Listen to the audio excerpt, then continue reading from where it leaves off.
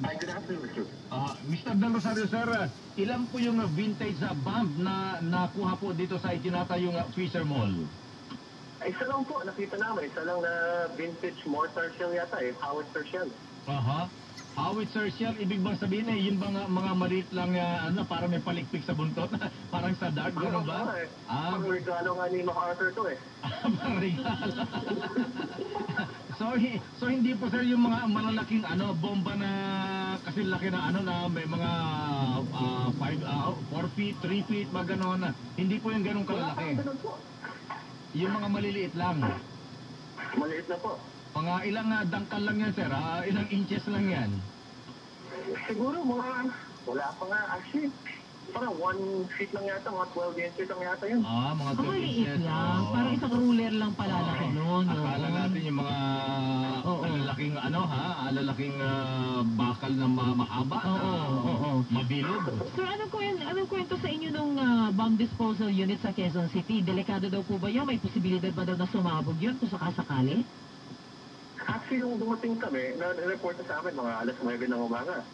Nung kaabot na kami sa site, umalis na yung Quezon City bomb squad. Wala pang siguro 30 minutes, umalis na sila. Bilis ang ganun.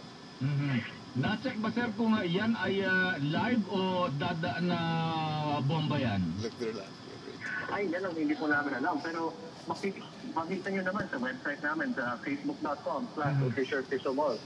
Makikita nyo naman, puro kalao lang yan eh. Yan po ba ay iniwan sa inyo o dinala ng Quezon City They're all Police? listening to it. Dinala po nila. Ganun ba? Di ba pwedeng yan, dekorasyon sa Fisher Mall? Hindi yata pwede yun. Di ba pwede yun? Baka sa museum na lang. Sir, yung inuhukay ninyo sa Fisher Mall, gaano kalalim yun? Ano ba balak nyo itayo dun sa Fisher Mall? Siguro, wala pa nga. 1 meter, kita na yun eh. Actually, nililinis lang yung site. Nakita nga ng operator, yung back operator namin eh. Okay. So, ibig sabihin, bago pa lang na ginagawa yung Fisher Mall. Parang ganon. Ay, hindi po. Actually, we're roughly completing na 60% kami. Actually, nakita niyo yung bomb nila sa Quezon Ave, yung shell na yun.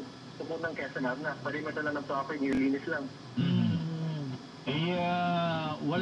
Wala kang balak, Mr. Del Rosario, sir, na ipa-check na mabuti? Baka mamaya dyan sa ilalim niyan baka may natitira pang